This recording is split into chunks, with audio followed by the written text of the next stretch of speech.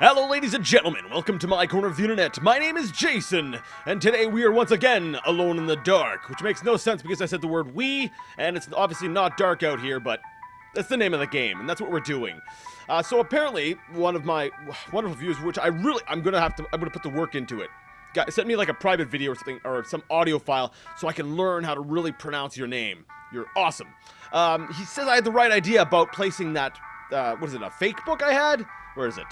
The false book. The false book.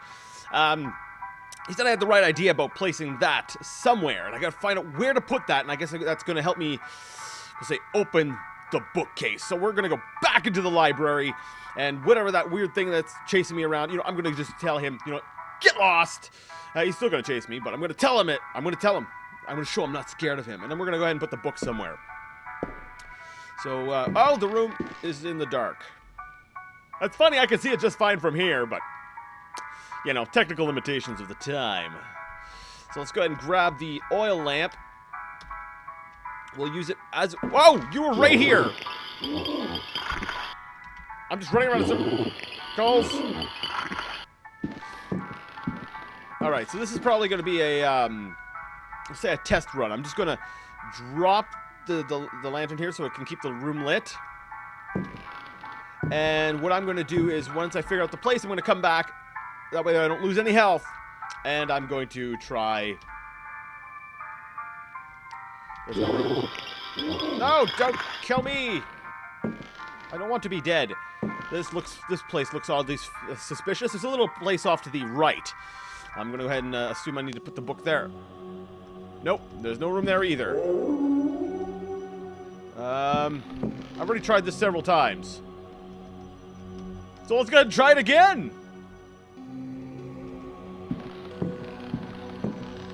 Where can I put the book?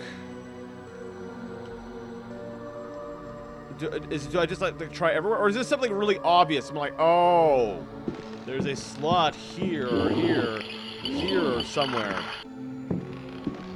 Okay. Wait. Is there a way to walk over here? Oh, yes, there is. Okay. So I'm going to walk over here. This looks like a good spot to try putting the book. There's no room. Okay. There's a space up at the top of the shelf here. I wonder if I can reach up there. No, nothing there. He didn't specify it was in the library. I'm just assuming it goes into the library. Like this space right here. Come on. Grab it. Grab it, grab it, grab it, grab it. No, run the other way. Get away from him.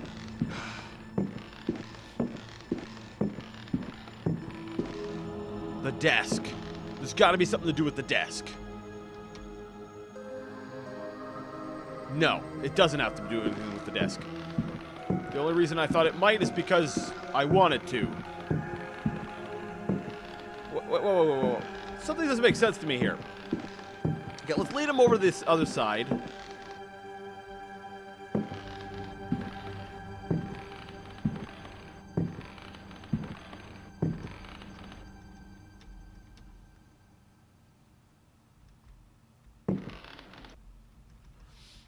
Something doesn't make sense to me. Oh, we'll try this again. It looks like there's two bookshelves here. But when I come around this corner...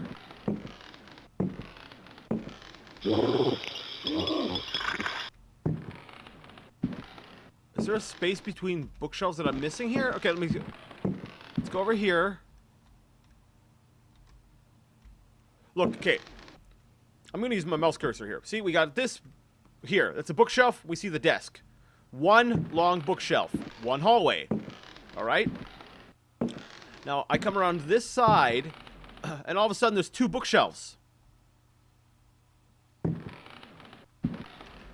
And now if we go over to this side, same deal. We have two bookshelves.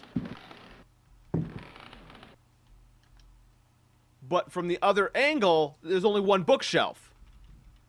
I'll move my mouse cursor out of the way. There's no room.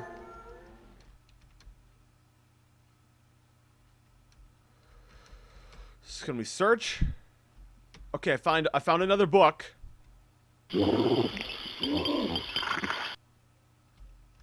Nothing important in this book. Okay, so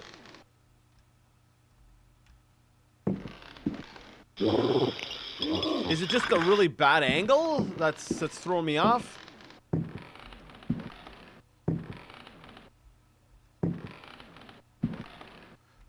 Go away! Alright, so maybe I'll search, search in here. Wait, so that means that there is a way over here. Okay.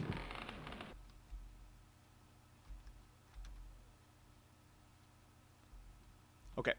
This is what we're going to do. We're actually going to load the game. Load it up again.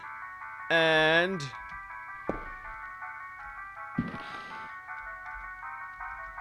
forgot. Oil lamp. Alright, run into the room. Yeah, okay, I guess this works. Run over here. Run all the way around. Drop. Okay, drop the oil lamp. Okay, he drops it. Now we're going to run over here in between the two bookshelves. And we are going to search. And I believe there's another book in here, right? That's where we got the book. All right. I want to know if maybe there's a hint in this book. Maybe it's a hint book. Oh, no, I can't leave the oil lamp.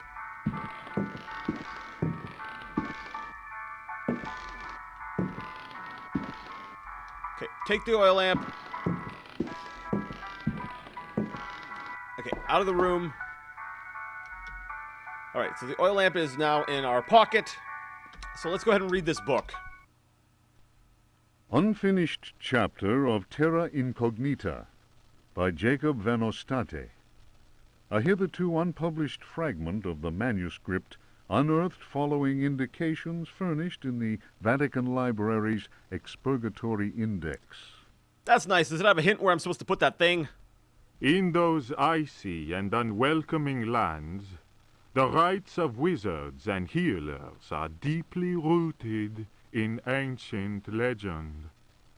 Mysterious and cruel beings are thought to have ruled over the Arctic plains in times past. A cursed city, enclosed by massive walls, is believed to stand to this day. It contains fabulous treasures and is inhabited by the degenerate descendants of those who instilled centuries of terror in the hearts of the people. These people, naturally placid, are seized with rage and horror at the very mention of the prisoners of the ice. Were these dreadful captives to be freed from their frozen cells, they would reap a horrifying tribute of human flesh.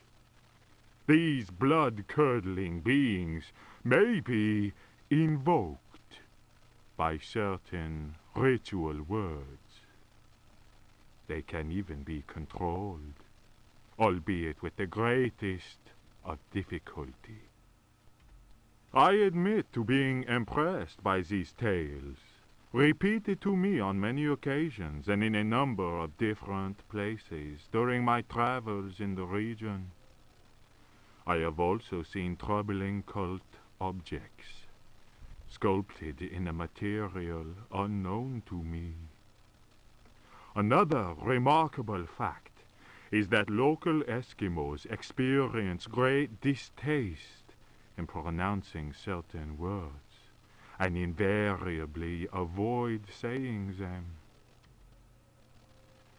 Here is a living example of the power that words contain. As it is said in the Bible, in the beginning was the Word. And the Word was with God, and the Word was God.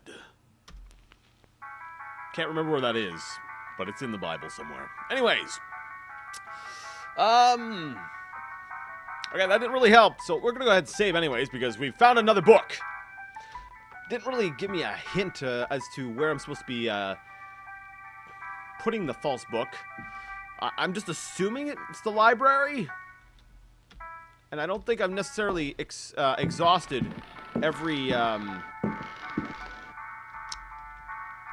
we'll say location or every bookshelf, so... Don't get stuck on walls. Come on, come on, come on. All right, running through here. Where are you, false book? No, I don't want... No, not in the middle of the... Pick it up, pick it up, pick it up. Pick it up! Thank you!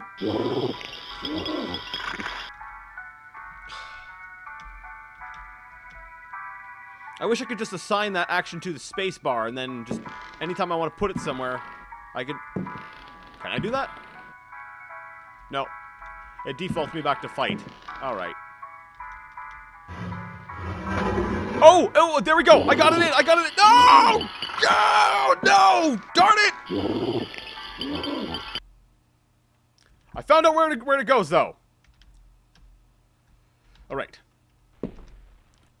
So we run in the room, be like, hey, dude, come get me. And he's like, alright, I'm coming to get you. I'm like, this way! Come on, Carnby.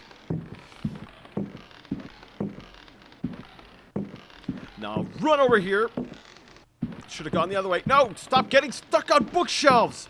There's a space down in the bottom right here. Alright. And then we go ahead and... Oh, my phone is ringing. Hold up. Alright, sorry. Phone rang. So now we got the false book. Let's go ahead and put it there. Now let's quickly run in here and see what horrors lurk. Save game. We'll save this one as Die Me Yes, LOL. Probably. Alright, so let's step forward and see if anything... Oh, actually, can I put away the oil lamp? Yes. So there's actually apparently a light in this room.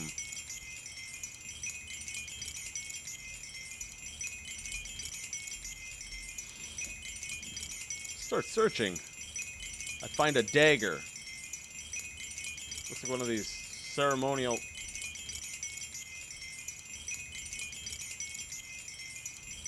Holy cow, okay, there's lots of stuff there, I get it! Parchment, dagger, oil, okay. I don't need this anymore, so let's throw that book away. I don't need the record anymore. Because apparently it is a red herring. Jerks. Don't need that anymore. What else do I not need? Don't need that anymore. A sword, matchbooks, a poker, an arrow. I think the arrows are pretty much just needed for that one hallway. A couple of knives, a jug, a saber blade. You know what? I can come back and get the saber blade if I really need it. Come on.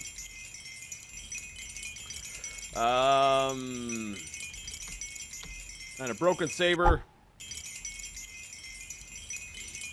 Alright, I think that's good. So let's actually leave.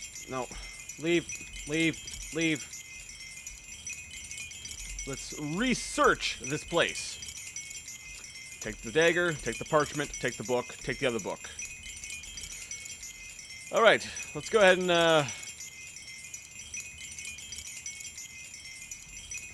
it's a lot of book reading. Okay, let's read the book. Let's read the book. No, this book looks too fancy. Let's, read the other book first. Juan Luis Jorge, De Biblioteca. Reflections on the Power of the Verb in Certain Texts. Archaeos Publications, 1919, Stafford. Translation does not alter the occult power contained within such forbidden texts. The malevolent energy is in no way diminished. The spell must be cast aloud and clearly, in certain languages or little-known dialects. Maglafar Fatang. The reader will understand that, in the light of these revelations, I would be foolhardy to continue quoting from the text I have before me. If spoken aloud in its entirety, it would surely awaken powerful and malignant forces. I will go further and say that simple reading of some of the more technical passages describing specific practices is in itself a perilous exercise.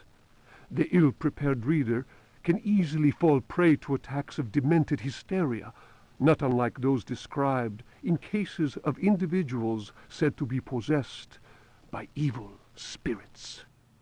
Or they can just stretch you out and make you go all crazy. I recommend the study made by Zemf, Urbain, Grandier, and Loudon, and the reports made by the Reverend Richard Price concerning a number of astonishing, to say the least, exorcisms carried out in a parish near Providence. Given what I have written, we must be grateful to the librarians of the British Museum, who have never allowed consultation of the work of Al-Azif's startling work, the infamous Necronomicon. Copies of that work do exist, in spite of the zeal of book-burning inquisitors.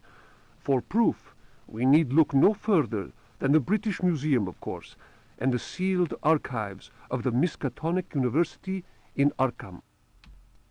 Other examples of books whose evil can be unleashed by any thoughtless reader are von Jutz's von Unersprechlichen Kulten and the abominable De Vermis Mysteries by Ludwig Prien, whose sordid death should be a lesson to all those tempted by a study of the occult. I'm actually I want to go back and find that book that that hurt me, and I want to see if if the names match this one of these. If maybe this serves as a warning not to read those books. I don't know.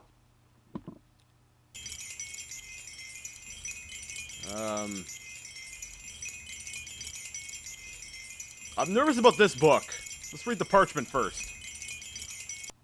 The Sacrificial Dagger, Otto Stern, Lumina Books. The importance placed on ritual sacrifice is constant in religious cult practice. Propitiating the gods is a theme common to many religions. The Old Testament affords many examples. Primitive polytheistic belief systems integrate sacrifice in their rituals as part of the recurrent process of reaffirmation and, naturally enough, group cohesion. The members of their social and religious community come together in an act of purification and atonement. It would be erroneous to imagine the act of human sacrifice linking priest, offering, and God, C.F. Manzetti's stone cults, as anything less than a vital focusing of the group's faith. The act also ensures the continuing appeasement of the god, but only if practiced by a recognized officiating priest using the appropriate instrument. Studies made concerning primitive religious groups bear witness to the central role of sacrifice in living ritual. My own work in the field of ethnopsychology brought me into contact with a sorcerer living in the region of Arkham. He introduced me to the rite of steel, linked to a ceremony known as adoring the black goat of the woods with 1,000 youngs. The god being adored is known as the vagabond. Here, the dagger's role, which allows the life breath to pass from one dimension to another, is essential. This is a long freaking parchment! The vagabond is a frightening figure, being able to move where he wants and to kill those who have displeased the goat god, for whom he acts as a go-between. The goat is clearly a fertility god. The priest, having spoken the invocation, must choose the appropriate dagger for the sacrifice. That's why I've got a bunch of daggers. I'm gonna have to choose the right one to use for something? The knife with a sinusoidal blade that must be dipped 7 times, on night when the moon is full, in water that has been distilled 100 times, will be laid aside. since it would send the vagabond back into his own dimension. See illustration. That dagger's gonna be important. The priest will rather choose the dagger with a curved blade. That is more appropriate for slitting of the lamb's throat. This act transfigures the sorcerer priest and plunges the assembled worshippers into a divine trance. Now, I don't think I've got that one. But the other one, it sounds like that other dagger, the curved one, can actually be used to slay or deal with, what was his name? The knife. The vagabond. The Alright, I have a feeling that's good to know. I'm going to save the game here. Nothing's happened yet. LP working. So sacrificial dagger. Another parchment and another book. Alright, you know what? I'm going to actually have to go ahead and do those next time. I'm actually running a little bit low on time, and I have to go, so I'm going to go ahead and we're going to end things here. Next time, we're going to finish reading the rest and finish exploring this little nook before we go further into Derceto. So, I'd like to thank you so much for joining me, and until next time, game on.